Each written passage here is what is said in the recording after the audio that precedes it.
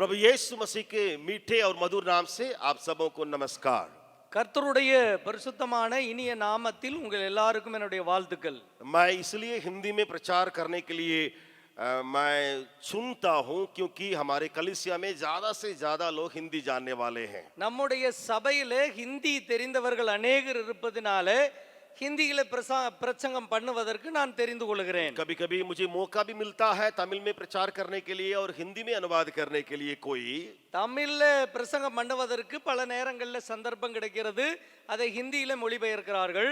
लेकिन मेरे लिए भी कभी कभी ऐसे बातें होती है, लेकिन मैं हिंदी को प्रीफर करता हूँ। எனக்கு அப்படிப்பட்ட சந்தர்ப்பம் கிடைக்கிறது, ஆனால் हिंदी பேசுவதற்கு நான் எப்பொழுதும் தெரிந்தெடுக்கிறேன். क्योंकि इस कलीसिया में जो है हमारे लिए हिंदी भाई लोग बहन लोग ज्यादा संख्या में है, और जो तमिलनाडु से जो लोग आए हैं उनमें से ज्यादा लोग जो है हिंदी को समझने वाले हैं। இங்கே நம்முடைய சபையிலே ஹிந்தி அறிந்தவர்கள் சகோதர சகோதரிகள் நிறைய இருப்பதாலும் தமிழ்நாட்டிலிருந்து வந்தவர்கள் கூட ஹிந்தியை கற்றுக்கொண்டு அவர்கள் அறிந்திருப்பதாலும் हिंदी प्रसंग பண்ணுவது எனக்கு நன்றாக இருக்கிறது. और इससे ज्यादा काम भी हो सकता है, परमेश्वर ज्यादा अपने काम को भी कर सकता है करके मैं विश्वास करता हूँ। இதன் மூலமாக தேவன் காரியங்களை செய்ய முடியும் என்றும் நான் விசுவாசிக்கிறேன். मैं कल रात में जब सोने के लिए तैयार हो रहा था, நான் தூங்குவதற்கு நேற்று இரவு ஆயத்தப்பட்டு கொண்டிருக்கும் போது मेरे पास कोई संदेश नहीं रहा आज बोलने के लिए। இங்கே சொல்லுவதற்கென்று என்னிடத்திலே செய்தி ஒன்றும் இல்லாதிருந்தது. मैंने तैयार नहीं किया, நான் ஆயத்தம் ஆகவில்லை. मैंने सोचा कि आज सवेरे उठ करके परमेश्वर की आराधना के लिए संदेश जो परमेश्वर देगा उसको हम प्रचार करेंगे। காலையில எழுந்து நாம் ஜெபிப்போம், அப்பொழுது ஆண்டவர் செய்தி கொடுப்பார், அதை நாம் பிரசங்கம் பண்ணுவோம் என்று நினைத்திருந்தேன். मैं अपना व्यक्तिगत अनुभव को कहता हूँ। என்னுடைய தனிப்பட்ட அனுபவத்தை உங்களுக்கு சொல்லுகிறேன். मैं 10 बजे सोने के लिए तैयार हो रहा था। நான் இரவு 10 மணிக்கு தூங்குவதற்கு आयत्तपट्टु कोंडिरुंदेन. फिर बड़ी बोर में उठेंगे, परमेश्वर उस समय जो बातें करेगा उसको हमारे संदेश के रूप में हमारे कलीसियाओं में लोगों के लिए प्रचार करे करके मैं सोने के लिए तैयार हो रहा था। அதிகாலையில எழுந்திருத்து நாம் தேவ சமூகத்திலே காத்திருந்து செய்தியை பெற்றுக்கொண்டு அதை பிரசங்கிப்போம் என்று 10 மணிக்கு நான் தூங்குவதற்கு ஆயத்தமாயிருந்தேன். उस समय मन में जो शब्द निकला वही प्रचार का शीर्षक बन गया।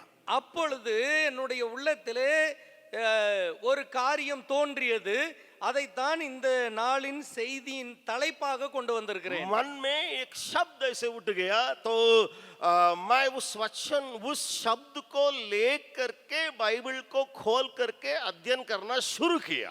என்னுடைய மனதிலே ஒரு சத்தம் உண்டானது, அந்த சத்தத்தை முன்வைத்து வேதத்தை திறந்து உடனே ஆயத்தப்படுத்த நான் தயாரானேன். मैं दूसरा कमरा में सोने के लिए तैयार होकर के मैं जाने वाला था।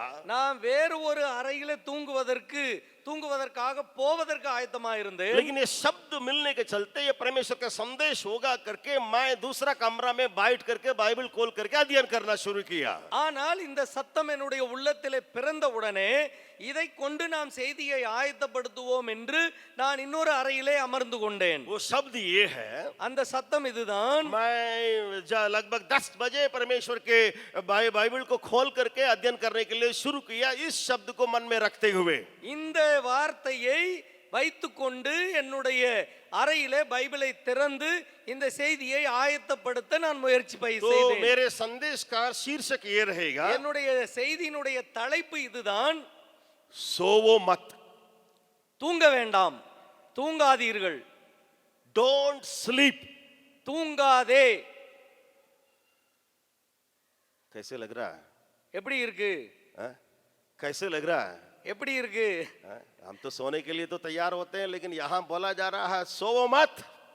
தூங்குவதற்கு ஆயத்தமாகி கொண்டிருக்கிறேன், ஆனால் தூங்காதே என்று சொல்லி ஆண்டவர் பேசுகிறார். ये क्या बात है? இது என்ன இது? हम लोग थके रहते हैं तो ज्यादा सो जाते हैं। நாம் சோர்வுற்று இருக்கும் போது அதிகமாக தூங்கி விடுகிறோம். कितने लोग नहीं सोने वाले हाथ उठाइए। தூங்காதவர்கள் எத்தனை பேர்? कोई नहीं सोने वाले भी आ रहे थे? नहीं रहते, தூங்காதவர்கள் யாருமே இல்லை, सब लोग सोने वाले हैं। எல்லாரும் தூங்குகிறோம். अगर आप नहीं सोएंगे ஒருவேளை நீங்க தூங்காமல் போனால் आपको उठा के अस्पताल ले जाना पड़ेगा, அப்புறம் உங்களை ஹாஸ்பிடல் கொண்டு போக வேண்டி இருக்கும். क्योंकि आप बीमारी को अपनाएंगे। ஏனென்றால் உங்களுக்கு ஏதோ வியாதி இருக்கிறது என்று அர்த்தம். मैं उस नींद के बारे में यहाँ प्रचार करने के लिए नहीं आया हूँ, நான் அந்த தூக்கத்தை பற்றி பிரசங்கம் பண்ண வரவில்லை. या हम बीमार में पड़ गए, நாம் வியாதிப்பட்டிருக்கிறோமா, या कोई ऐसी बीमारी हमारी आ गई है, நமக்கு ஒரு வியாதி வந்து விட்டதா, तो हम लोग सोने के लिए तैयार हो जाते हैं, நாம் உடனே தூங்குவதற்கு ஆயத்தமாகி या விடுகிறோம். आराम करने के लिए हमारे मन करता होगा। இளைப்பாறுவதற்கு நம்முடைய மனம் விரும்புகிறது. डॉक्टर लोग भी सलाह देते हैं कि ये आपके लिए ज्यादा सोना है, 1 घंटा आपको आराम करना है और करना है। मैं उस नींद सोने के बारे में प्रचार करने के लिए नहीं आया हूं। அப்படிப்பட்ட சூழ்நிலையிலே டாக்டர்கள் கூட நமக்கு அறிவுரை வழங்குகிறார்கள், நீங்க இன்னும் கொஞ்சம் அதிகமாக இளைப்பாருங்கள் என்று. நான் அந்த தூக்கத்தை பற்றி இங்கே பேச வரவில்லை. वैसे ही रोज जो है हमारे लिए काम करने के बाद, आम तौर से और शाम को काम करने के बाद, रात में बिस्तर में जाने के बाद जो है हम लोग जो है जैसे हमारे काम करने के बाद अपने आप जो है नींद आ जाती है तो हम लोग सो जाते हैं। பகல் முழுவதும் வேலை செய்த பின்பு நாம் வீட்டுக்கு போன பின்பு அப்படியே நாம் சோர்வுற்றவர்களாக தூங்க போய் விடுகிறோம். तो वो नींद जो है अच्छी है, हमें सोना है, उसके बारे में मैं बोलने के लिए नहीं आया हूं। அந்த தூக்கம் நல்லதுதான், அது நமக்கு தேவையானதுதான், ஆனாலும் அதை பற்றி நான் உங்களுக்கு பேச வரவில்லை. लेकिन मेरा जो नहीं सोने की जो बात है, ஆனால் தூங்க வேண்டாம் என்று சொல்லக்கூடிய இந்த காரியம் वो थोड़ा आत्मिकता को अपनाया हुआ है। கொஞ்சம் ஆவிக்குரிய விதத்திலே காணப்படுகிறது. हालेलुया, ஹல்லேலூயா, हालेलूया। ஹல்லேலூயா. आप मेरी ओर ताकिएगा, என்னை கொஞ்சம் கவனமாய் கவனியுங்கள். आप अपने सिर को अभी प्रार्थना के लिए नीचे मत कीजिएगा, நீங்க ஜெபம் பண்ணும்படியாக நீங்க தலையை குனிய வேண்டிய அவசியம் இல்லை. आप मेरी ओर ताकिएगा। என்னை உற்று பாருங்கள். पूरे बाइबल भर में இந்த வேதம் முழுவதும் आप सोवो मत करके उन प्रकार के वचनों को भी पा सकते हैं। இந்த வேதம் முழுவதும் தூங்காதே என்று சொல்லப்படுகிற வசனங்களை அநேக இடங்களில் பார்க்க முடியும். तो हमें क्या करना, நாம் என்ன செய்ய வேண்டும், हमें क्या करना, நாம் என்ன செய்ய வேண்டும், हम तो नहीं सोएंगे तो हमें क्या करना, தூங்க வேண்டாம் என்றால் என்னதான் செய்வது, या उस प्रकार का जो बाइबल कहती है नहीं सोने के लिए तो हम पालन करने से हमें क्या होता। தூங்க வேண்டாம் என்று வேதம் சொல்லும்போது தூங்காமல் இருக்கும்போது நாம் என்னதான் செய்ய வேண்டும், तो वो उसको पालन करने में हमारे लिए क्या लाभ है, அதை நாம் பின்பற்றும் போது நமக்கு என்ன லாபம் இருக்க போகிறது. तमिल बाइबल में एक शब्द दिया गया है, தமிழ் வேதத்திலே இப்படி ஒரு சத்தம் வார்த்தை கொடுக்கப்பட்டிருக்கிறது. उसमें मैं तमिल शब्द को मैं इस्तेमाल करता हूँ, அதை தமிழ் வார்த்தையை நான் பயன்படுத்த விரும்புகிறேன். उसमें लिखा है தெளிவுள்ளவர்களாயிருங்கள்। इसका தெளிவுறவர்களாய் இருங்கள் என்று எழுதப்பட்டிருக்கிறது. इसका मतलब कि सिर्फ आंखों को खोलते हुए जो रहना, उन बातों के बारे में नहीं कहने जा रहा हूं। வெறுமையாக நம்முடைய கண்களை மாத்திரம் திறந்து கொண்டு அப்படியே இருப்பது அல்ல, அதை பற்றி நான் சொல்லவில்லை. मेरा कहने का मतलब ये है, நான் சொல்ல வருவது இதுதான், हमारे भीतर एक मनुष्यत्व रहता है, நம்முடைய உள்ளத்திற்குள்ள உள்ளான மனிதனுக்குள்ள இருக்கிற காரியம் அது. भीतर एक मन रहता है, உள்ளே ஒரு மனம் இருக்கிறது, भीतर एक मनुष्य रहता है, உள்ளே ஒரு மனிதன் இருக்கிறான். उस मनुष्यत्व को हम हमेशा जागे रखना है। அந்த மனிதனை எப்பொழுதும் விழிப்புள்ளவனாக வைத்துக் கொள்ள வேண்டும். मैं कुछ वचनों को आपके बीच में आज पेश करने के लिए जा रहा हूं। நான் உங்கள் முன்பாக சில வசனங்களை முன்வைக்க விரும்புகிறேன். मैं आज मेरे मत सोवो या सोवो मत, इसके आधारित 5 बातों को आपके बीच में कम से कम रखने के लिए चाहता हूं। தூங்காதே என்று சொல்லுகிற இந்த காரியத்தை வைத்து குறைந்தது 5 காரியங்களை உங்கள் முன்பாக வைக்க விரும்புகிறேன். तो नहीं सोएंगे तो क्या करेंगे, தூங்காமல் போனால் என்ன நடக்கும், क्या हम कर सकते हैं। நாம் என்ன செய்யலாம், செய்ய முடியும். सबसे पहली बात, முதலாவது காரியம், जो लोग नहीं सोते हैं யார் தூங்கவில்லையோ वे प्रार्थना कर सकते हैं। அவர்கள் ஜெபிக்க முடியும். आप बोलिएगा कि आप सो रहे हैं तो आप प्रार्थना कर सकते हैं। தூங்கும்போது ஜெபம் பண்ண முடியுமா என்ன? आप बोल सकते हैं, मेरे आत्मा सो हमेशा जाता रहता है, हम तो सोते रहेंगे लेकिन प्रार्थना भी करते रहता है, ऐसा मत बोलिएगा। என்னுடைய ஆவிதான் எப்பொழுதும் விழித்துக்கொண்டே இருக்கிறது, சரீரத்தில் தான் நான் தூங்குகிறேன் அப்படின்னு சொல்லாதீங்க. लेकिन मेरा कहने का पहला पॉइंट ये है, நான் சொல்ல வருகிற முதலாவது பாயிண்ட் என்னவென்றால், प्रार्थना करते रहो, ஜெபம் பண்ணிக்கொண்டே இருங்கள். प्रार्थना करते रहो। ஜெபம் பண்ணிக்கொண்டே இருங்கள். यीशु मसीह இயேசு கிறிஸ்துவானவர் तीनों चेलों को एक बगीचा में ले गए, 3 சீசர்களை தம்மோடு கூட கூட்டிக் கொண்டு போனார். वहां जाके यीशु का दुख बढ़ने लगा। அங்கே போனபோது ஆண்டவர் இயேசுவின் துக்கம் அதிகமானது. क्योंकि वो क्रूस के उस बहुत बड़ा कथा या क्रूस की उस बहुत बड़ा दंड को अपनाने जा रहा है। ஏனென்றால் அந்த சிலுவையினுடைய தண்டனையை ஏற்றுக்கொள்ளும்படியாக அவர் ஆயத்தமாகிறார். आगे कुछ देर में या कुछ दिन में यीशु मसीह की भयानक बातें उस क्रूस पर सारी बातें होने जा रहा है। கொஞ்ச நாளிலே அல்லது கொஞ்ச நேரத்திலே அல்லது ஓரிரு நாட்களிலே இந்த சிலுவையினுடைய வேதனை கஷ்டம் அவர் மேல் வரப்போகிறது. तो अपने चेलों से वो इस प्रकार इंतजार किया। ஆண்டவர் இயேசு அவருடைய சீசர்களிடத்திலே இப்படியாக எதிர்பார்த்தார், थोड़ा जागते रहो, நீங்கள் கொஞ்சம் விழித்திருங்கள், थोड़ा जागते रहो। கொஞ்சம் விழித்திருங்கள்.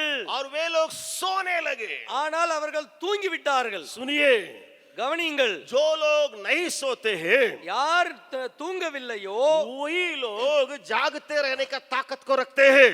அவர்கள் விழித்திருக்கும்படியான பலனை பெற்றவர்கள். अपने नोटबुक में लिख दीजिए, உங்களுடைய நோட்டிலே எழுதி வையுங்கள். जो मन में जो सोते नहीं रहते हैं, जो भीतर जो सोते नहीं रहते हैं, भीतर ये आंखों को खोलते रहते हैं, वो हमेशा जागते रहते हैं। யார் உள்ளத்திலே தூங்கவில்லையோ, யாருடைய மனதனுடைய கண்கள் திறந்திருக்கிறதோ அவர்கள் ஆவிக்குரிய விதத்திலே விழித்திருக்கிறார்கள். तो आत्मिक तौर से जो नहीं सोते, जो जागते रहता, யார் ஆவிக்குரிய விதமாக விழித்திருந்து தூங்காமல் இருக்கிறார்களோ उसके जीवन में एक बात होती है, அவர்கள் வாழ்க்கையிலே एक बात होती है, ஒரு காரியம் நடக்கிறது. वो प्रार्थना भी करते हैं, அவர்கள் ஜெபம் பண்ணுகிறார்கள். इसी के चलते அதன் மூலமாக मेरे साथ खोलिएगा என்னோடு கூட திருப்புங்கள். मत्ती रचित सुसमाचार மத்தேயு எழுதின சுவிசேஷம் उसका 26वां अध्याय 26ஆம் அதிகாரம் 40-41 वचन को पहले पढ़ लेंगे। 40-41 वचनங்களை முதலாவது படிக்கலாம். पहले पढ़ लेंगे 40 और उसके बाद 43 को भी पढ़ लेंगे। 40-41 वचनங்களை படிக்கலாம், அதற்கப்புறம் 44 படிக்கலாம். पढ़ेंगे 40वां वचन को पहले, 40वां वचन को पहले पढ़ेंगे, 26 का 40। फिर चेलों के पास आकर उन्हें सोते पाया और पत्रस से कहा, क्या तुम मेरे साथ एक घड़ी भी न जाग सके? பின்பு அவர் சீசர்களிடத்தில் வந்து அவர்கள் நித்திரை பண்ணுகிறதை கண்டு பேதுருவை நோக்கி, நீங்கள் 1 மணி நேரமாவது என்னோடு கூட விழித்திருக்க கூடாதா? फिर 43 वचन को मैं पढ़ने जा रहा हूं, 43। 43வது வசனத்தை பாருங்கள். तब उसने आकर उन्हें फिर सोते पाया, அவர் திரும்ப வந்து அவர்கள் மறுபடியும் நித்திரை பண்ணுகிறதை கண்டார். क्योंकि उनकी आंखें नींद से भरी थी। ஏனென்றால் அவருடைய கண்கள் மிகுந்த நித்திரை மயக்கம் அடைந்திருந்தது. इन लोगों का सोने का तरीका को देखिएगा। இந்த மக்கள் தூங்குகிற விதத்தை பாருங்கள். पहले सो रहे थे, முதல்ல தூங்கி கொண்டிருக்கிறார்கள், फिर गहरी नींद में चले गए। ஆழமான தூக்கத்துக்குள்ள போய் விட்டார்கள். आंखों से भी पता चल गया कि ये लोग गहरी नींद में हैं। அவர்களுடைய கண்களை பார்த்த உடனே தெரியுது அவர்கள் தூங்கி கொண்டிருக்கிறார்கள். तो यीशु एक सलाह दे रहा, ஆண்டவர் இயேசு இங்கே ஒரு அறிவுரை கூறுகிறார். मेरे प्रिय भाई और बहन, என்னுடைய அன்பான சகோதர சகோதரிகளே, मैं उसी सलाह को आपके बीच में रखने के लिए चाहता हूं। அந்த அறிவுரையை நான் உங்கள் முன்பாக வைக்க விரும்புகிறேன். यीशु क्या करता है? இயேசு என்ன சொல்லுகிறார்? तुम जागते रहो, प्रार्थना करते रहो, ताकि परीक्षा में ना पड़ो। விழித்திருங்கள், ஜெபம் பண்ணுங்கள், அதன் மூலமாக நீங்கள் சோதனைக்கு உட்படாதிருப்பீர்கள். मैंने टाइटल दिया था सोवो मत। நான் ஒரு தலைப்பை உங்களுக்கு சொன்னேன், தூங்காதிருங்கள். क्यों? ஏனென்றால் प्रार्थना करो, ஜெபம் பண்ணுங்கள். क्यों? ஏனென்றால் ताकि तुम परीक्षा में ना पड़ो। நீங்கள் சோதனைக்கு உட்படாதபடிக்கு விழித்திருங்கள். फिर मैं वो तीनों बात को मैं सरियाने के लिए चाहता हूँ। அதற்கு பின்பு 3 காரியங்களை வரிசைப்படுத்த விரும்புகிறேன். मैं फिर तीनों बातों को कहने के लिए चाहता हूँ। மறுபடியும் இந்த 3 காரியங்களையும் சொல்ல விரும்புகிறேன். जागते रहो, விழித்திருங்கள், प्रार्थना करते रहो, ஜெபம் பண்ணி கொண்டிருங்கள். इसी के चलते அதன் மூலமாக परीक्षा में ना पड़ो। சோதனைக்கு உட்படாதிருப்பீர்கள். आज இன்று सेवक लोगों को भी इस परीक्षा में आकर के वे लोग भी गिरने का बहुत संभावना है। ஊழியர்கள் கூட இந்த சோதனையில் விழுந்து போவதற்கான ஆபத்து வந்திருக்கிறது. अगर मेरे साथ पूछिएगा, என்னிடத்துல கேட்பீர்களானால் मेरे साथ आप उसके लिए सलाह दीजिए करके अगर आप हमको दीजिएगा, அதாவது நீங்கள் ஒரு அறிவுரை கூறுங்கள் என்று என்னிடத்தில் கேட்டால் एक ही बात को कहूंगा, நான் ஒரே ஒரு காரியத்தை சொல்லுவேன். आत्मिक जीवन में मत सोवो। ஆவிக்குரிய வாழ்க்கையிலே தூங்காதிருங்கள். और ना मत सोवो का मतलब ये हुआ कि उसके साथ प्रार्थना करते रहो। நித்திரை பண்ணாதிருங்கள் என்று சொல்லுவதற்கான அர்த்தம் என்னவென்றால் ஜெபம் பண்ணி கொண்டே இருங்கள். जो न सोता है, யார் நித்திரை பண்ணாம இருக்கிறார்களோ, जो उसके साथ प्रार्थना में लगे रहता है, யாரெல்லாம் ஜெபித்துக் கொண்டிருக்கிறார்களோ वे அவர்கள் परीक्षा में नहीं गिरेंगे। அவர்கள் சோதனைக்கு உட்படாதிருப்பார்கள். मैं अपनी गवाही भी बता सकता हूँ, நான் என்னுடைய தனிப்பட்ட சாட்சியையும் சொல்ல முடியும். मैं अपनी गवाही बता सकता हूँ। என்னுடைய சாட்சியை சொல்ல முடியும். कई सालों से मैं प्रार्थना में लगे रहा। நான் பல வருடங்களாக ஜெபித்துக் கொண்டே இருந்தேன். कुछ 2-3 भाई लोगों को बात मालूम है, 2-3 சகோதரர்களுக்கு அதை குறித்து தெரியும். जरूर मैं अभी भी प्रार्थना करता हूँ, இப்பவும் நான் ஜெபம் பண்ணி கொண்டிருக்கிறேன். लेकिन वो लोग देखते देखते प्रार्थना नहीं करता हूँ। ஆனால் அவர்கள் பார்க்கும்படியாக நான் ஜெபம் பண்ணுவதில்லை. कुछ लोग मिलके कई सालों से हम लोग प्रार्थना करते रहे। கொஞ்சம் மக்களாக சகோதரர்களாக இணைந்து நாங்கள் ஜெபித்துக் கொண்டே இருந்தோம். उसका फल प्रतिफल क्या हुआ? அதனுடைய பிரதிபலன் என்ன தெரியுமா? मैं अपनी घमंड के लिए बोलने के लिए नहीं चाहता நான் हूँ। என்னுடைய பெருமைக்காக சொல்லவில்லை. मैं अपनी घमंड के लिए नहीं बोलने के लिए चाहता हूँ। நான் பெருமையாக இதை சொல்லவில்லை. मेरा परमेश्वर यीशु ने मुझे किसी भी पाप में या किसी भी गलती में गिरने नहीं दिया। கர்த்தராகிய இயேசு கிறிஸ்துவானவர் எந்த சோதனையிலும் விழாமல் என்னை பாதுகாத்துக் கொண்டார். मुझे परमेश्वर ने चारों ओर रक्षा रखवाली किया। தேவன் என்னை நாலாபுறமும் என்னை சுற்றி பாதுகாப்பை கொடுத்திருந்தார். मेरे प्रिय भाई और बहनों, என்னுடைய அன்பான சகோதர சகோதரிகளே, आप आपके जीवन में நீங்கள் உங்களுடைய வாழ்க்கையிலே ना सोइए தூங்காதிருங்கள், और जागते रहिए, நீங்க விழித்துக் கொண்டே இருங்கள், और प्रार्थना करते रहिए, ஜெபித்துக் கொண்டே இருங்கள். ताकि அப்பொழுது परीक्षा में न पड़ोगे। நீங்கள் சோதனையில் விழாதிருப்பீர்கள். उसी को हम 41 वचन में पढ़ते हैं। அதை 41வது வசனத்திலே வாசிக்கிறோம். एक और बार पढ़ लेंगे, 41 वचन को पढ़ लेंगे। மறுபடியும் ஒரு முறை வாசிக்கலாம். 41 41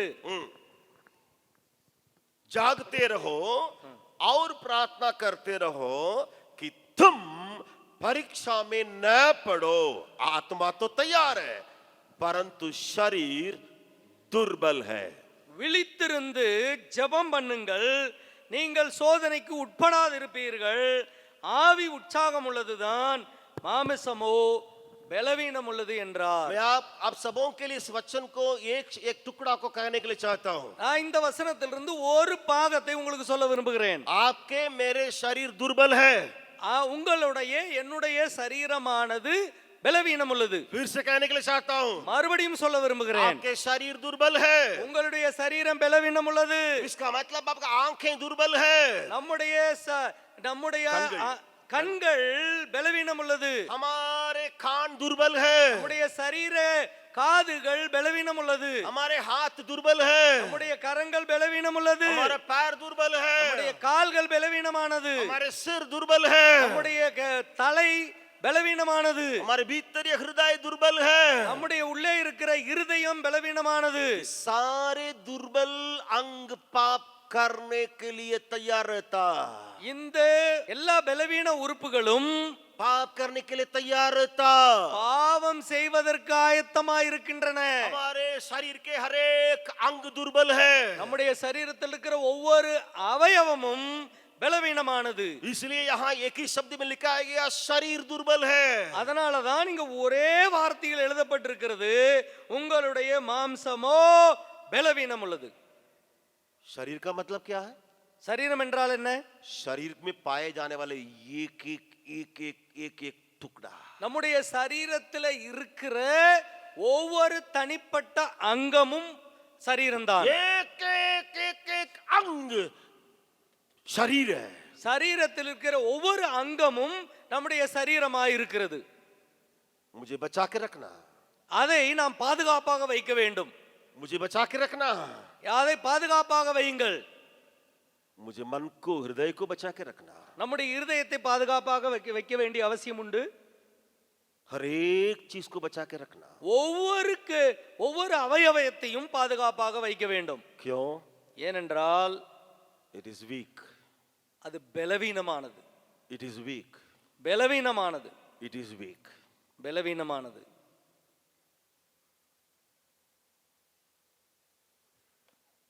लेकिन मैं परमेश्वर को धन्यवाद देता हूं, நான் தேவனுக்கு நன்றி சொல்லுகிறேன். इस कमजोर शरीर को இந்த பலவீன पाप करने से बचाने के लिए இந்த பலவீனமான சரீரத்தை பாவத்திலிருந்து பாதுகாப்பதற்காக, या करने से करने के पहले बचाने பாவம் के लिए செய்வதிலிருந்து என்னை பாதுகாக்க उस महान परमेश्वर ने मेरे लिए एक सुंदर सूत्र को दिया. அந்த பெரிய தேவன் ஒரு அற்புதமான சூத்திரத்தை எனக்கு தந்திருக்கிறார். प्रे. ஜெபம் பண்ணுங்கள். प्रे. ஜெபம் பண்ணுங்கள். प्रे. ஜெபம் பண்ணுங்கள். प्रार्थना करो ताकि परीक्षा में ना पड़ो. ஜெபம் பண்ணுங்கள், அதன் மூலமாக நீங்கள் சோதனையில் விழாதிருப்பீர்கள். तो सबसे पहले सोवो मत, प्रार्थना करो, परीक्षा में ना पड़ो. முதலாவது ஜெபம் பண்ணுங்கள், விழித்திருங்கள், ஜெபம் பண்ணுங்கள், சோதனையில் விழாதிருப்பீர்கள். और दूसरा, இரண்டாவதாக, क्यों मुझे नहीं सोना है? ஏன் நான் விழித்திருக்க வேண்டும்? क्यों मुझे नहीं सोना है? ஏன் நான் விழித்திருக்க வேண்டும்? जब मैं चारों ओर आंखें नजरें उठा के देखता हूं, நான் நாலாபுறமும் என்னுடைய கண்களை உயர்த்தி பார்க்கிறேன். मैं सो नहीं सकता. நான் தூங்க முடியலை. मैं सो नहीं सकता. நான் தூங்க முடியவில்லை. I am not talking about the disturbed sleep. அதாவது சிரமம் மிகுந்த, தொந்தரவு மிகுந்த தூக்கத்தை பற்றி சொல்லவில்லை. नहीं नहीं नहीं नहीं नहीं, जब मैं सोने के लिए जाता हूं तुरंत मेरे लिए नींद चली जाती है, मैं चले जाता हूं. இல்லை இல்லை இல்லை, நான் தூங்குவதற்கு போனால் நான் உடனடியாக தூங்கி விடுகிறேன். प्रभु मेरे लिए अच्छी मीठी नींद को देता है. கர்த்தர் எனக்கு நல்ல நித்திரையை கொடுக்கிறார். आपके लिए परमेश्वर, क्योंकि वचन बताता है वो अच्छी मीठी नींद को देता करके भजन संगीता में पढ़ते हैं.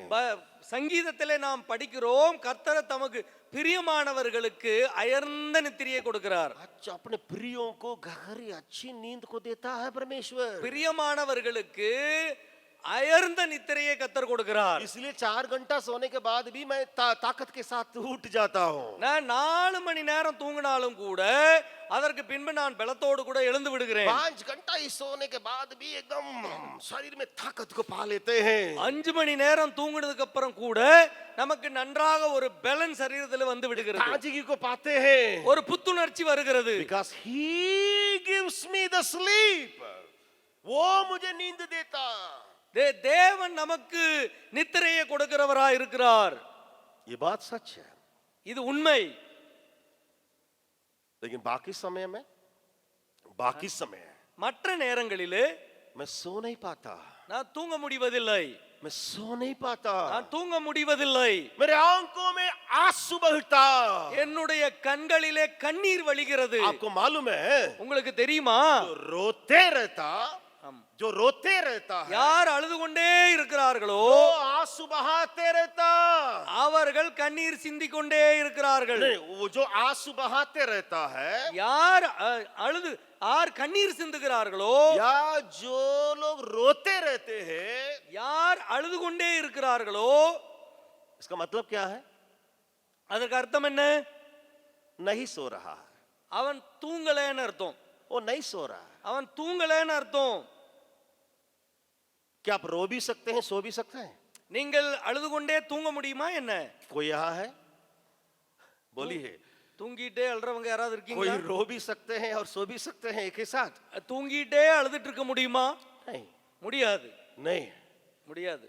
एक जन कहता है, ஒருவர் இப்படி சொல்லுகிறார், रात दिन मैं रोते रहता हूं। ரா முழுவதும் நான் அழுது கொண்டு இருக்கிறேன். रात और दिन रोते रहता हूं। இரவு முழுவதும் பகல் முழுவதும் நான் அழுது கொண்டே இருக்கிறேன் என்கிறார். क्यों? ஏன்? ये आदमी क्यों नहीं सो रहा? ஏன் இந்த மனிதன் தூங்காமல் இருக்கிறார்? प्रिय भाई बहन, அன்பான சகோதர சகோதரிகளே, नींद कैसे आएगी? தூக்கம் எப்படி வருகிறது? नींद कैसे आ सकती है? தூக்கம் எப்படி வரும்? चारों तरफ जो बातें होती है उसको मैं देखता, ஓ, நாலாபுறமும் நடக்கிற காரியங்களை நான் பார்த்து கொண்டிருக்கிறேன். मैं उनके लिए प्रभु से दुआ करता, அவர்களுக்காக ஆண்டவர் ஜெபம் பண்ணுகிறார், मैं प्रार्थना करता, நான் ஜெபம் பண்ணுகிறேன். उनकी बुराई हटने के लिए मैं रोते रहता। அவர்களுடைய தீமை அவர்களை விட்டு விலகுவதற்காக நான் அழுது கொண்டே இருக்கிறேன். क्यों मैं नहीं सोता? ஏன் நான் தூங்க முடியல? क्यों आप नहीं सो सकते? நீங்கள் ஏன் தூங்க முடியாமல் இருக்கிறீர்கள்? चारों तरफ நாலாபுறமும் बुरे लोग हैं, தீமை நிறைந்த மக்கள், दुष्टता से भरे लोग हैं। துஷ்டத்திலே நிறைந்த மக்கள். मैं खा पी करके पा करके मैं नहीं सो सकता। நான் சாப்பிட்டுட்டு குடிச்சிட்டு திருப்தி அடைஞ்சிட்டு தூங்க முடியாது. उसके लिए एक वचन को मैं दिखाने के लिए चाहता हूँ। அதற்கான ஒரு வசனத்தை நான் உங்களுக்கு காட்ட விரும்புகிறேன். आप अच्छा से बाइबल खोल के यिर्मयाह नबी की किताब 9 अध्याय को खोलिएगा। எரேமியா 9வது அதிகாரத்தை திறந்து நன்றாக வாசித்து பாருங்கள். उसका 1 2 3 वचन को हम देखने जा रहे हैं, लेकिन सबसे पहले पहला वचन को देखेंगे। முதலாவது, இரண்டாவது, மூன்றாவது வசனங்களை படிக்கலாம். सबसे पहले पहला वचन को देखेंगे। முதலாவது முதல் வசனத்தை வாசிக்கலாம். भला होता कि मेरा सिर जल ही जल और मेरी आंखें आंसुओं का सोता होती, कि मैं रात दिन अपने मारे हुए लोगों के लिए रोता रहता। मैं आखिरी का लाइन को पढ़ देता हूं। रात दिन अपने मारे हुए के लिए, लोगों के लिए रोता रहता। என் தலை தண்ணீரும் என் கண்கள் கண்ணீர் ஊற்றுமானால் நலமாயிருக்கும். அப்பொழுது என் ஜனமாகிய குமாரத்தி கொலையுண்ண கொடுத்தவர்கள் நிமித்தம் நான் இரவும் பகலும் அழுவேன். रात दिन मैं रोता रहूंगा। இரவும் பகலும் நான் அழுது கொண்டிருப்பேன். प्रिय भाई बहन, थोड़ा इस आदमी का हालत को देखिए। பிரியமான சகோதர சகோதரிகளே, இந்த நபருடைய சூழ்நிலையை பாருங்கள். ये सो नहीं सक रहा है, அவனால தூங்க முடியவில்லை. वो सो नहीं सक रहा है। அவனால தூங்க முடியவில்லை. कोई बीमारी तो नहीं है, அவனுடைய சரீரத்தில் வியாதி தான் இல்லை. कोई दुख तो उसका नहीं है, அவனுக்கு துக்கமும் இல்லை. कोई अपना व्यक्तिगत कारण तो नहीं है, தனிப்பட்ட விதத்தில் ஒரு காரணமும் இல்லை. या उसके परिवार में कोई मर गया तो नहीं है, அவனுடைய குடும்பத்தில் யாரும் மரிக்கவில்லை. या भयानक उसको एक दर्द उठा वो भी नहीं है, திடீரென்று ஏதோ கஷ்டம் அவனுடைய வாழ்க்கையில வரவில்லை. कुछ भी नहीं है। அப்படிப்பட்ட எதுவும் இல்லை. चारों तरफ देखता है। நாலாபுறமும் பார்க்கிறான். वो लोगों के बारे में क्या आप देखना चाहते हैं? அங்க மக்களை நீங்க பார்க்க விரும்புகிறீர்களா? वो लोग कौन है आप देखना चाहते हैं? அந்த மக்கள் யார் என்று பார்க்க விரும்புகிறீர்களா? इस वचन के अनुसार இந்த வசனத்தின்படி பார்க்க वो விரும்புகிறீர்களா? हमारे भारत या इंडिया के साथ तुलना करके भी आप देख सकते हैं। நம்முடைய பாரத தேச மக்களோடு கூட அவர்களை ஒப்பிட்டு பார்க்க முடியும். हमारे भारत और हमारे इंडिया के साथ भी उसको तुलना करके देख सकते हैं, நம்முடைய பாரத தேசத்தோடு ஒப்பிட்டு இதை பார்க்கலாம். या कुछ अपने हमारे मसीह लोगों के साथ भी तुलना करके देख सकते हैं। நம்முடைய கிறிஸ்தவ மக்களோடு கூட இவர்களை ஒப்பிட்டு நாம் பார்க்க முடியும். कुछ मसीह लोग हैं, இப்படிப்பட்ட கிறிஸ்தவர்கள் சிலர் இருக்கிறார்கள். वो भी लोग हैं, அவர்களும் மக்கள்தான். वो अभी भी प्रभु के रास्ते में नहीं चलते, ஆனால் அவர்கள் தேவனுடைய வழியிலே நடப்பதில்லை. वे अभी भी पापी के हालत में पड़े रहते हैं। இன்னும் பாவத்தின் சூழ்நிலையிலேயே கிடக்கிறார்கள். कितने मसीह लोग बाइबल तक नहीं पढ़ने वाले, எத்தனை கிறிஸ்தவர்கள் வேதத்தை கூட வாசிப்பதில்லை. कितने मसीह लोग प्रार्थना तक नहीं करते, அவர்கள் ஜெபம் கூட பண்ணுவதில்லை. तो सुसमाचार को सुनाना तो बहुत नहीं पहुंचने की बात है। ஓ, நற்செய்தி அறிவிப்பதுதான் அது முடியாத காரியம், அது தூரத்தில் இருக்கிற காரியம். कितने मसीह लोग हैं जो कहते हैं लेकिन वो पीते हैं। எத்தனை கிறிஸ்தவர்கள் वो लोग शराब पीने वाले हैं। எத்தனை கிறிஸ்தவர்கள் குடிகாரர்களாக இருக்கிறார்கள்.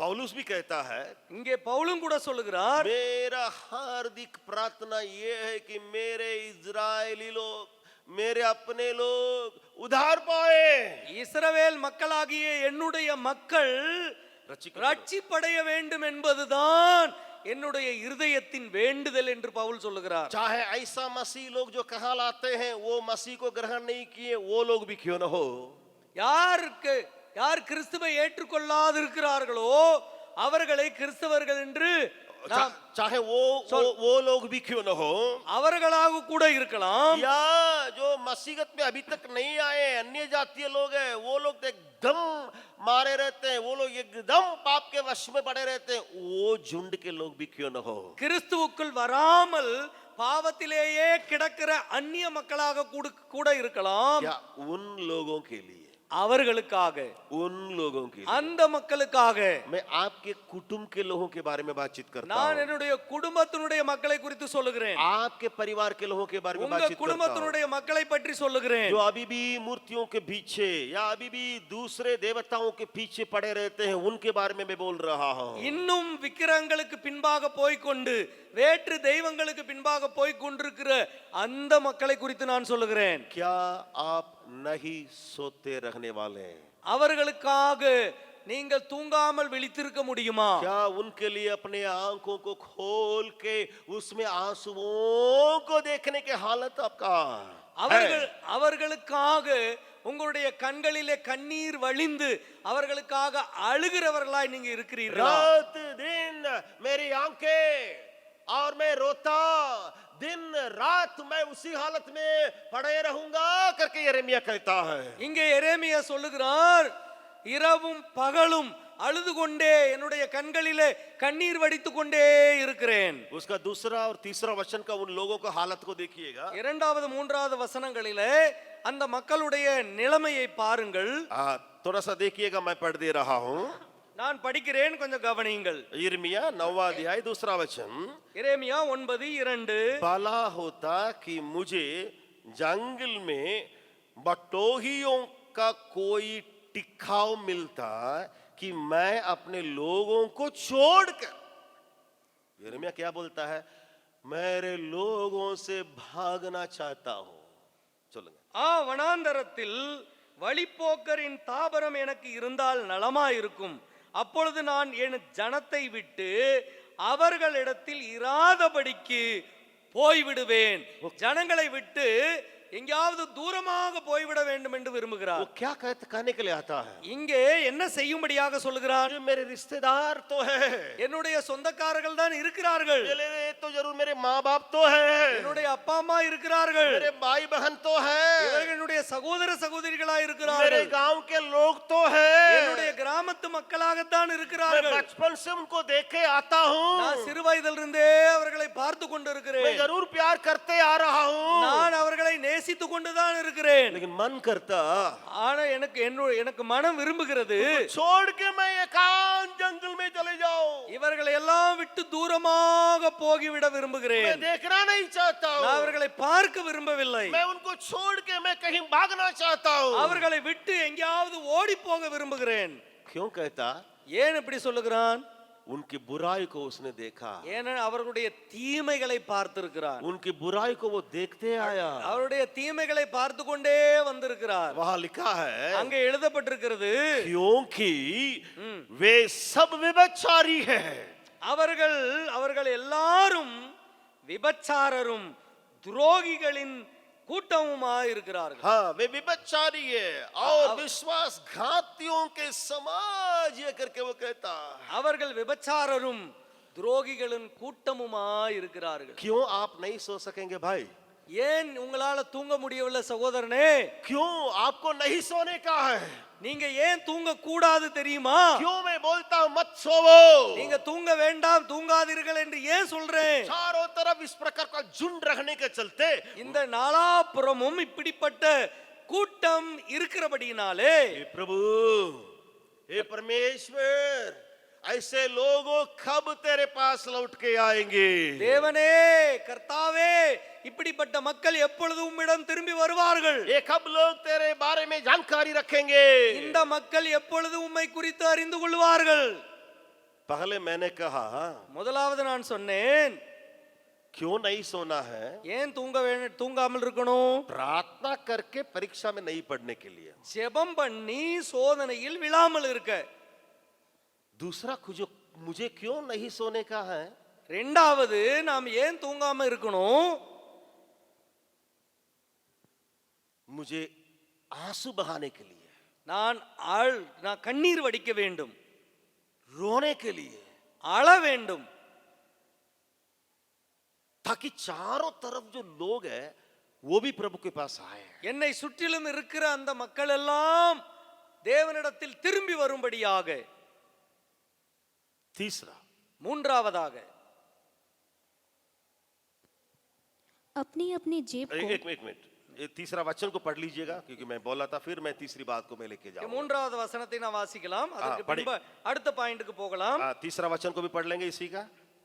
अपनी अपनी जेब को अपनी अपनी जीभ वे धनुष के समान झूठ बोलने के लिए झूठ बोलने के लिए तैयार करते हैं तैयार रहते हैं। और देश में बलवंत तो हो गए, परंतु सच्चाई के लिए नहीं। सच्चाई के लिए नहीं, वे बुराई पर बुराई बढ़ाते जाते हैं बुराई पर बुराई बढ़ाते जाते हैं। और वे मुझको जानते ही नहीं। वे मुझको जानते ही नहीं। हाँ, यहोवा की यही वाणी है। அவர்கள் பொய்யை பிரயோகிக்க தங்கள் நாவாகிய வில்லை வளைக்கிறார்கள். அவர்கள் இந்த தேசத்திலே பலத்துக் கொள்வது சத்தியத்துக்காக அல்ல, பொல்லாப்பிலிருந்து பொல்லாப்புக்கு நடந்தேறுகிறார்கள், என்னையோ அறியாதிருக்கிறார்கள் என்று கர்த்தர் சொல்லுகிறார். मुझे तो वो नहीं जानते, அவர்கள் என்னை அறியாதிருக்கிறார்கள். एकदम साफ प्रभु कह दिया। இங்க தெளிவாக சொல்லி இருக்கிறார். क्यों वे लोग ऐसा है? ஏன் இந்த மக்கள் அப்படி இருக்கிறார்கள்? क्यों हमारे भारत देश ऐसा है? ஏன் நம்முடைய பாரத தேச மக்கள் இப்படி இருக்கிறார்கள்? क्यों आपके छोड़ के बाहर के लोग ऐसा है?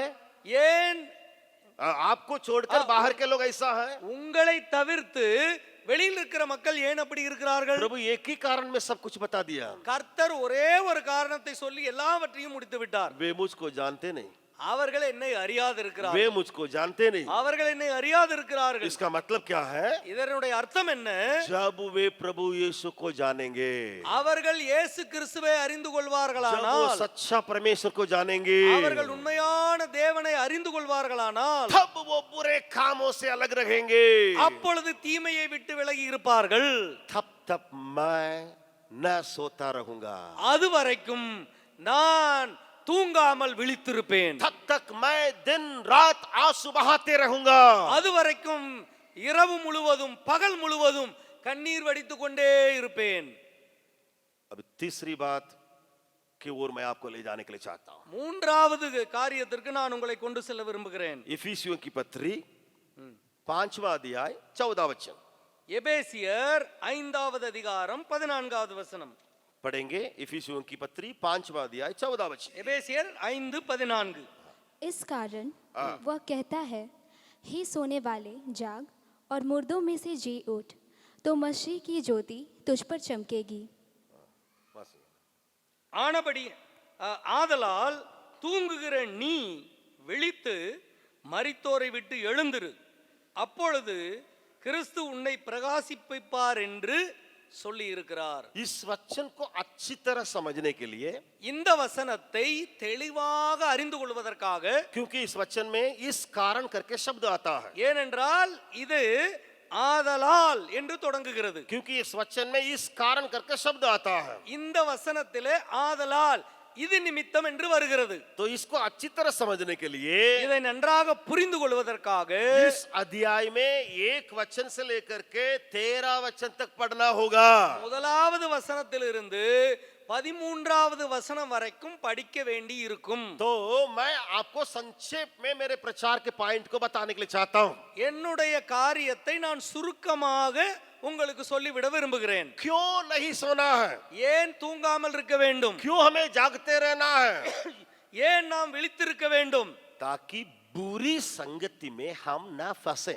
ஏனென்றால் நாம் தீமையான ஐக்கியத்தோடு போகாமல் இருக்க, या कोई कुछ बातों को कहता है उसी में बहा नहीं जाए, कोई कोई बुरी बात को, कोई गंदी बात को कोई कहता है उसी में हम खींचे ना जाए।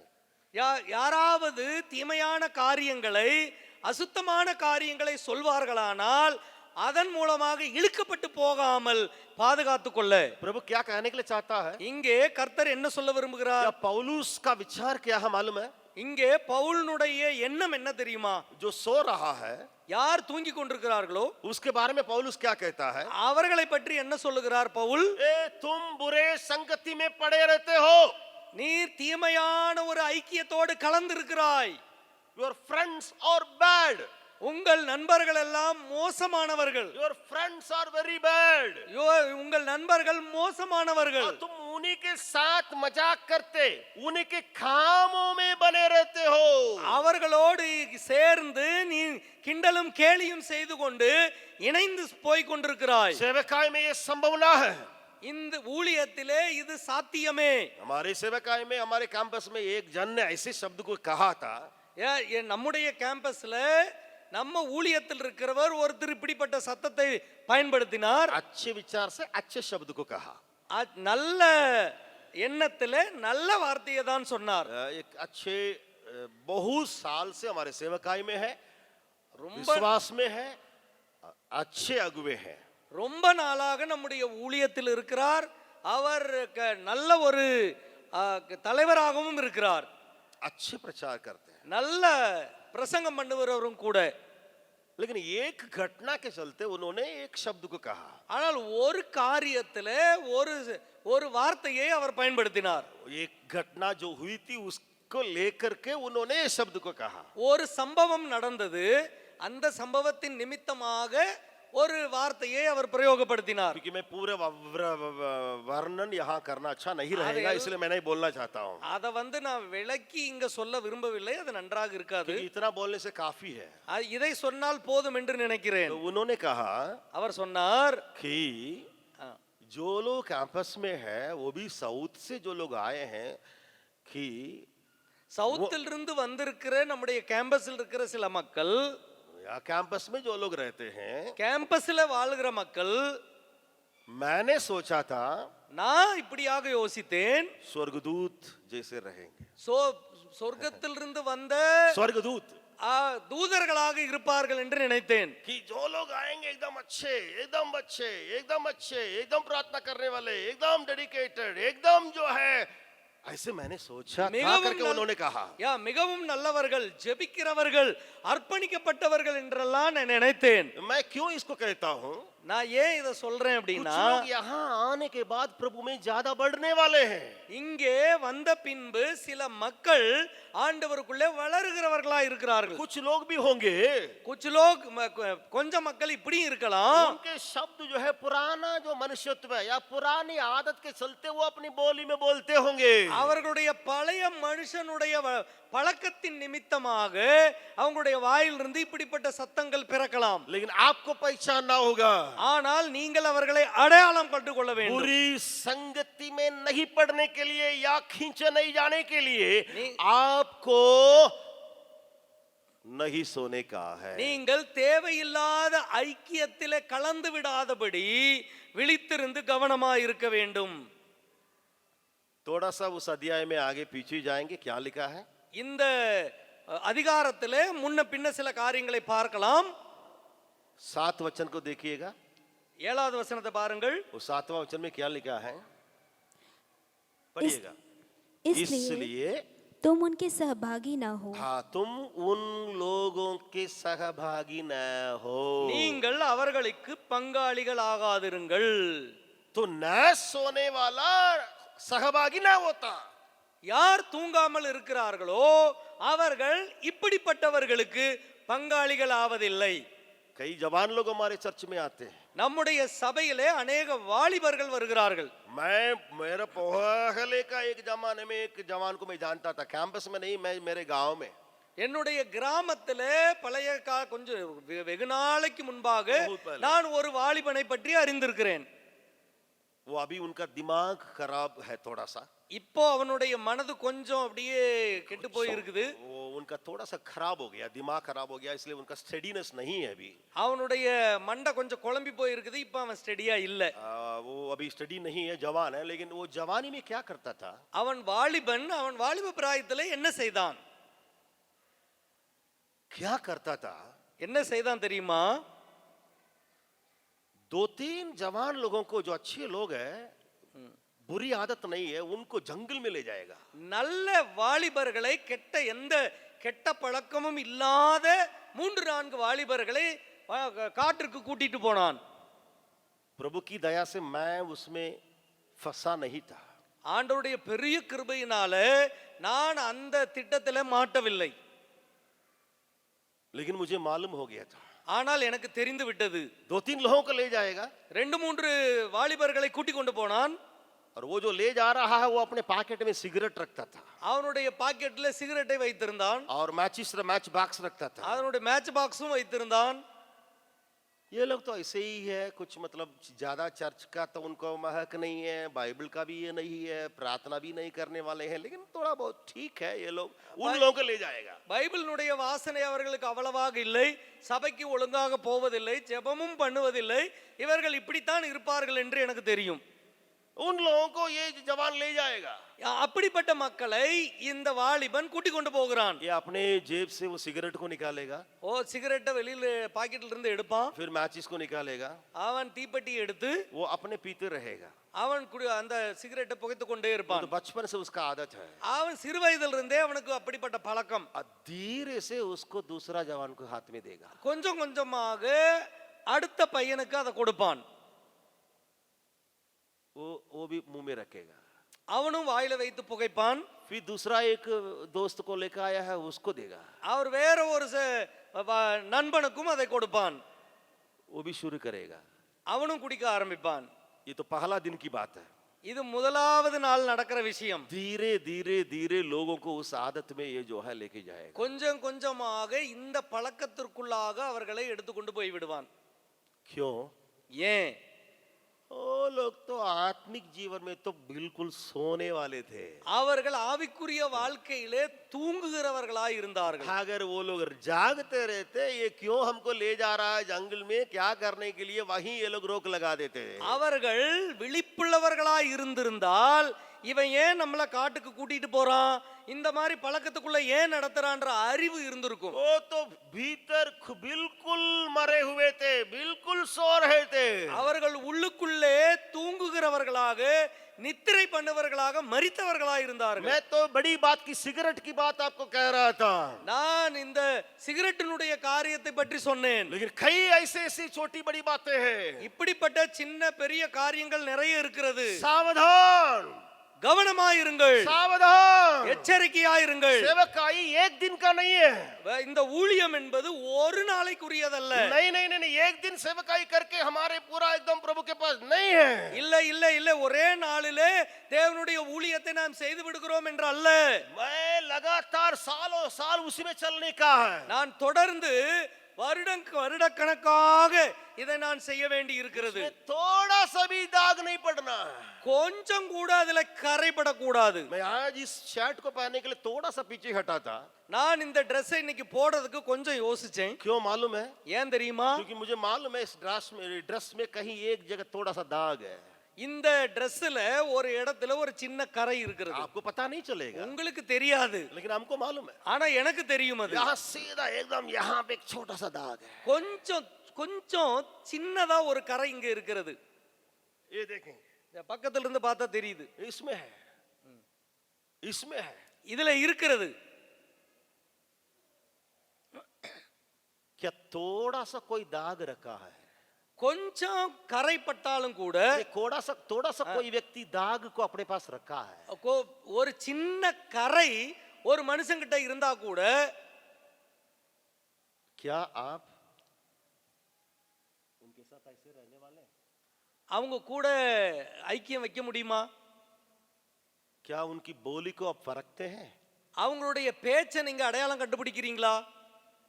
उनकी विचार को आप परखते हैं? அவங்களுடைய யோசனை என்னன்றதை நீங்க புரிஞ்சுக்க முடியுதா?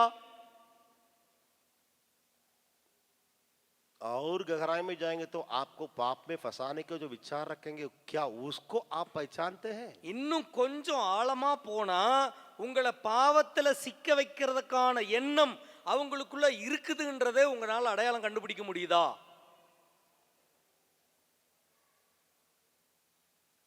इस अध्याय का कुछ वचनों को आपको मैं दिखाने के लिए चाहता हूं। இந்த அதிகாரத்திலிருந்து ஓரிரு வசனங்களை நான் காட்டுறேன். ये कौन लोग हैं जिनकी संगति से परे रहना? ये कौन लोग हैं जिनकी संगति से हमें परे रहना? ஏன் இந்த மக்கள் யார்? அவங்களுடைய ஐக்கியத்திலிருந்து நாம் கொஞ்சம் விலகி இருக்க வேண்டும். तीन खास बात को यहां पौलुस लिखता है। மூன்று காரியங்களை பவுல் இங்கே எழுதுகிறார். पापों को तीनों शब्द में अपना रहा था।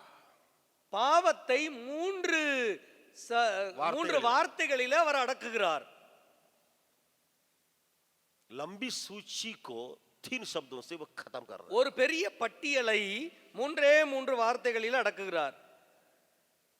मैं कह देता हूं, நான் உங்களுக்கு சொல்றேன், आप पढ़ लीजिएगा। நீங்க படியுங்கள். वेश्यागामी வேசித்தனம் या व्यभिचार, விபச்சாரம் என்று சொல்லலாம், लोभ और लालसा, பொருளாசை, गंदी बात, அசுத்தம், वंबु, वींबाण पेच, वीणाण पेच। வம்பான பேச்சு. फिर से कहता हूं, நான் மறுபடியும் சொல்லுகிறேன், आप नोट कर लीजिएगा।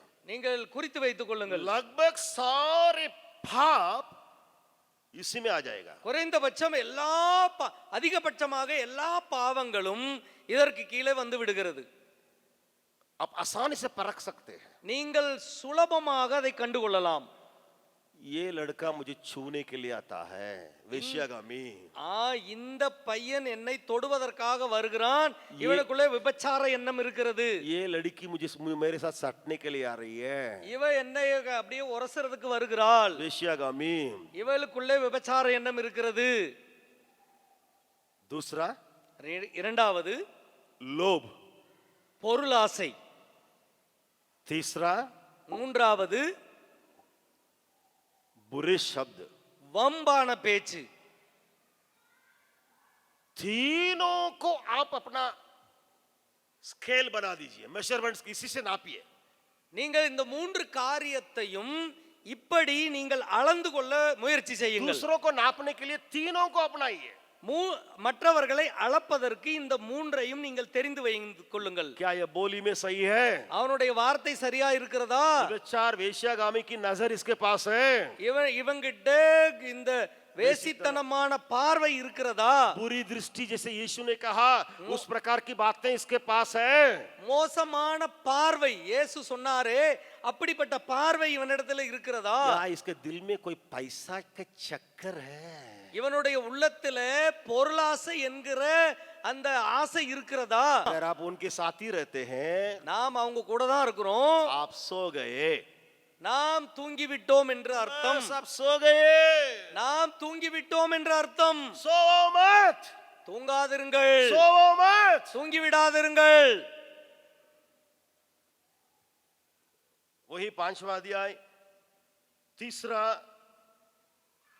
14 वचन को पढ़िए। 3 और 4 वचन को पढ़िएगा। जैसा पवित्र लोगों के योग्य है वैसा तुम में व्यभिचार और किसी प्रकार के अशुद्ध काम या लोभ की चर्चा भी तक ना हो। फिर 4 वचन।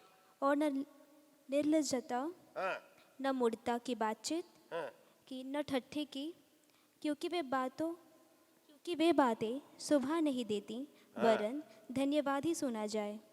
மூன்றாவது நான்காவது வசனங்கள். மேலும் பரிசுத்தவான்களுக்கு ஏற்றபடி வேசித்தனமும் மற்றெந்த அசுத்தமும் பொருளாசையும் ஆகிய இவைகளின் பேர் முதலாய் உங்களுக்குள்ளே சொல்லப்படவும் கூடாது. அப்படியே வம்பும் புத்தியீனமான பேச்சும் பரியாசமும் தகாதவைகள் ஸ்தோத்திரம் செய்தலே தகும். तीसरा वचन में दो बातें के बारे में वर्णन है। மூன்றாவது வசனத்திலே ரெண்டு காரியங்களை குறித்து சொல்லப்பட்டிருக்கிறது. वेश्यागामी और लोभ के बारे में वर्णन किया गया है। வேசித்தனம், பொருளாசை பற்றி சொல்லப்பட்டிருக்கிறது. और 4 वचन में जो है நான்காவது வசனத்திலே बुरी बुरी बातें, வம்பு, புத்தியீனமான பேச்சு, बातें बातें बातें बातें, इसके बारे में उस वचन में वर्णन है। இதோ பேச்சு பேச்சு என்று பேச்சை பற்றி இங்கே சொல்லப்பட்டிருக்கிறது. आप अपने को बचाने के लिए अगर चाहेंगे நீங்கள் உங்களை காத்துக்கொள்ள விரும்பினால் इन दोनों सूत्रों को अपनाइए। இந்த ரெண்டு சூத்திரத்தையும் உங்களுடைய வாழ்க்கையிலே அபியாசித்துக் கொள்ளுங்கள். अप्लाई दीस टू फॉर्मूले இந்த इन योर लाइफ। இந்த ரெண்டு ஃபார்முலாவையும் உங்களுடைய வாழ்க்கையிலே பின்பற்றுங்கள். अगर रहना तो ना सोना, ना தூங்காம இருக்கும் பொழுதுதான், விழித்திருக்கும் போது, தெளிவா இருக்கும் போது परफेक्ट हम इससे दूर रहेंगे। தூங்காமல் விழித்திருக்கும் போதுதான் இப்படிப்பட்ட காரியங்களிலிருந்து நாம் விலகி இருக்க முடியும். ठीक। चौथा, नानगा- सो वो मर्द। நான்காவது காரியம், पहला थिस्सलुनीकियों 5वां अध्याय 6 वचन। 1 தெசலோனிக்கேயர் 5வது அதிகாரம் 6வது வசனம் पढ़ेंगे। पहला थिस्सलुनीकियों 5 का 6 पढ़ेंगे। इसलिए हम औरों की नाई सोते न रहें, पर जागते और सावधान रहें। ஆகையால் மற்றவர்கள் தூங்குகிறது போல நாம் தூங்காமல் விழித்துக்கொண்டு தெளிந்தவர்களாய் இருக்க கடவோம். ओ यहाँ पे लिखा गया है मत सोवो। இங்கேயும் எழுதப்பட்டிருக்கிறது தூங்காதிருங்கள். सब कोई बगल वाले हाथ पकड़ के बोलिएगा, जैसे अंकल कहते हैं मत सोवो। அங்கிள் சொல்ற மாதிரி பக்கத்துல கையை பிடிச்சு சொல்லுங்க, और जोर से मत सोवो, தூங்காதிருங்கள், जोर से मत सोवो। தூங்காமல் இருங்கள். सब लोग जागे। எல்லாம் முழிச்சிட்டீங்க. इस वचन में भी एक शब्द आता है इसलिए।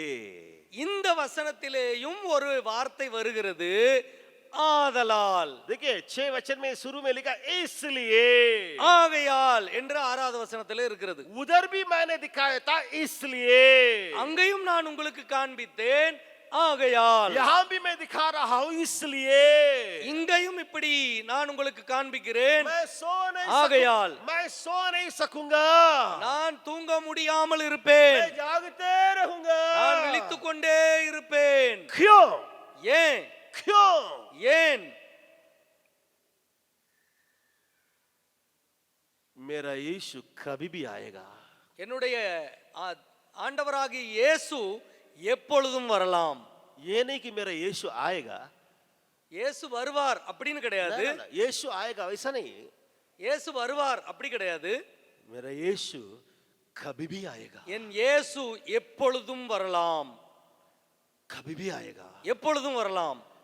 हम दोनों प्रचार करते करते यीशु आ सकता। நாங்க ரெண்டு பேரும் பிரசங்கம் பண்ணிட்டு இருக்கும்போது இந்த நேரத்துல வரலாம். या सब लोग आंखों को बंद करके प्रार्थना करते रहेंगे तब यीशु आएगा, आ सकता। கண்களை மூடிக்கொண்டு ஜெபம் பண்ணி கொண்டிருக்கும் போது இயேசு வரலாம். मैं घर में घुस रहा हूं, यीशु आ सकता। நான் வீட்டுக்குள்ள போகும்போது இயேசு வரலாம். कल भी आ सकता।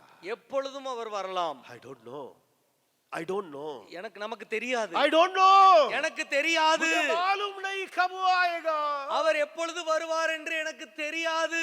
जब वो आएगा அவர் வரும்போது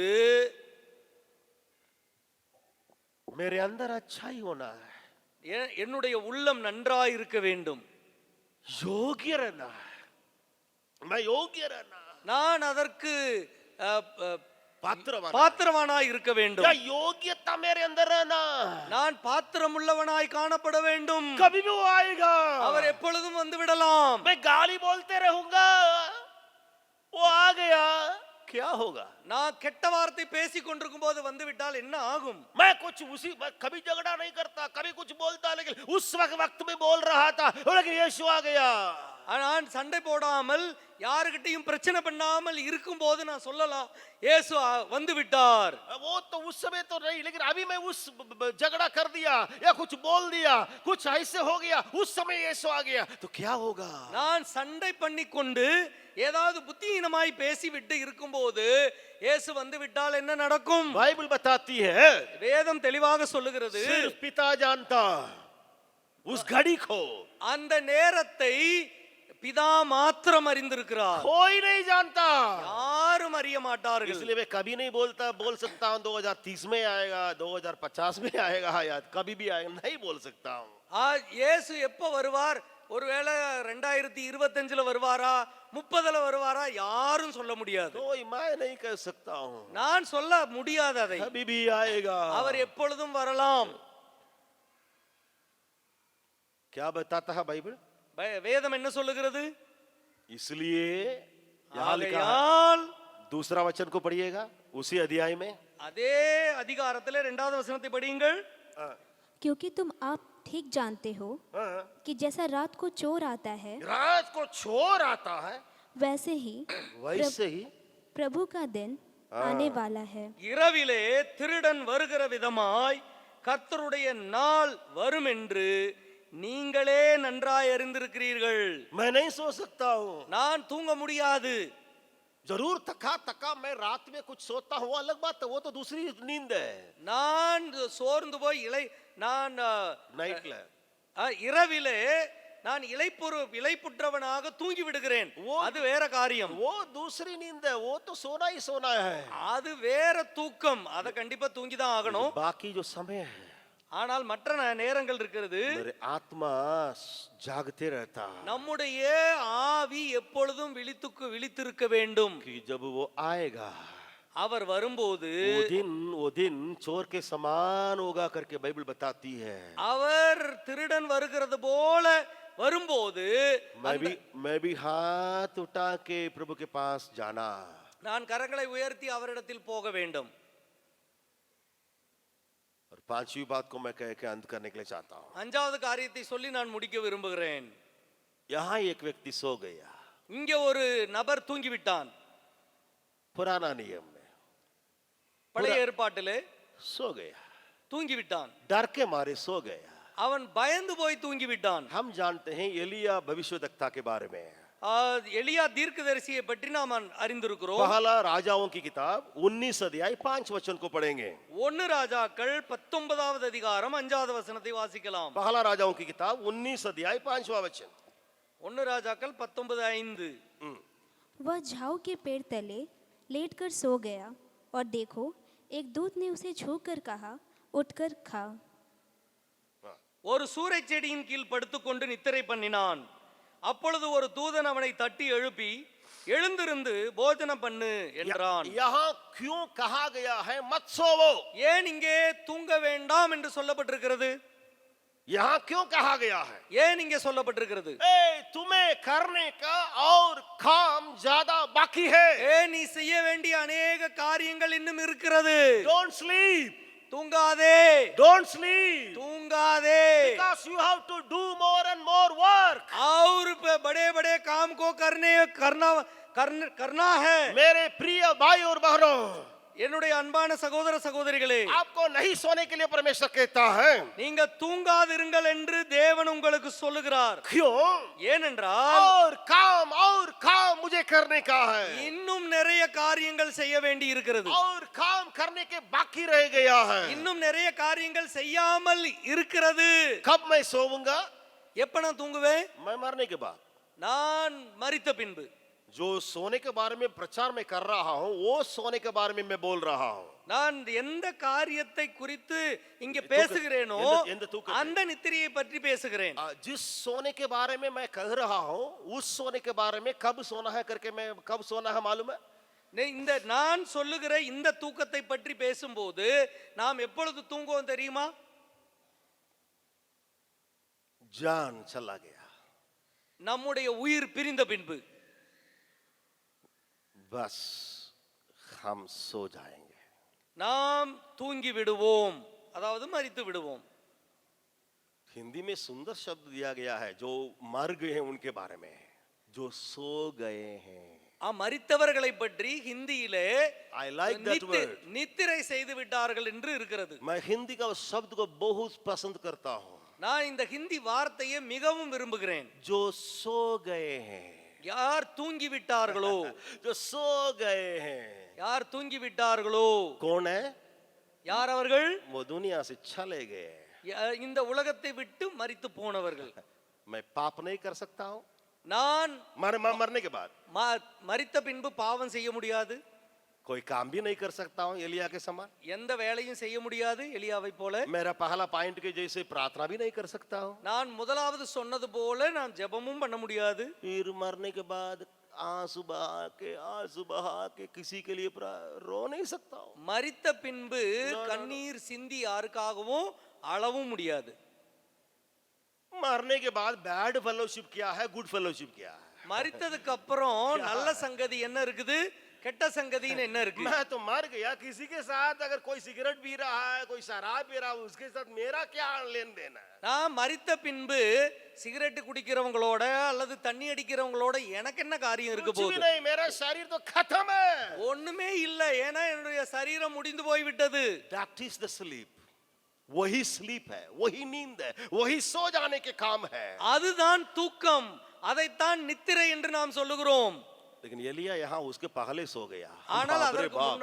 அதற்கு முன்னதாகவே எலியா இங்கே தூங்கி उसके விட்டான். पहले ही वो सो गया. அதற்கு முன்னாடியே இவன் தூங்கிட்டான். अब घर में जाके पढ़ सकते हैं. நீங்க வீட்ல போய் படித்து பாருங்கள். 15-16 वचन में पहला राजा 19 अध्याय उसके लिए बड़े बड़े काम दिया गया. 15-16 வசனங்களிலே அவனுக்கென்று பெரிய வேலை கொடுக்கப்பட்டிருந்தது. हालेलुया, அல்லேலூயா, हालेलुया.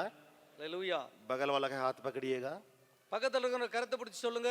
आपको आपको बड़े बड़े काम करने का बड़े-बड़े काम करने का वक्त वक्त आने वाला है. आने वाला है, आने वाला है. आने वाला है. और एक बार आपको உங்களுக்கு बड़े बड़े काम करने का பெரிய பெரிய வேலை செய்வதற்கு वक्त जो है சமயம் आने वाला है. வரப்போகிறது.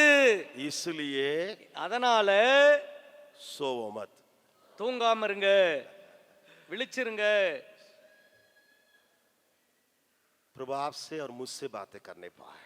தேவன் உங்களோடும் என்னோடும் பேசுவாராக.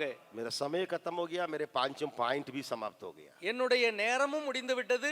5 காரியங்களையும் நான் சொல்லி முடித்து விட்டேன். आइए हम सिर झुकाएं. நாம் தலைகளை தாழ்த்தி ஜெபம் பண்ணலாம்.